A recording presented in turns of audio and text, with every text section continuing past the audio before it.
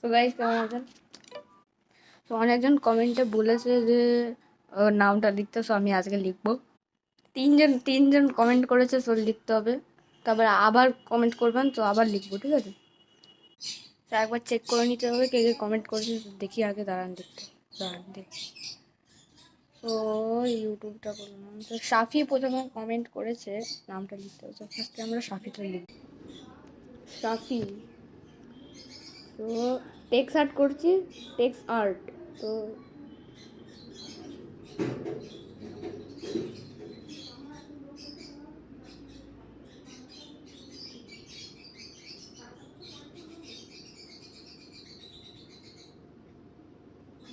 Yes, ঠিক আছে, এসে সকাল এসে সাফি টেক্স আর্ট করলাম, বলবেন হলো।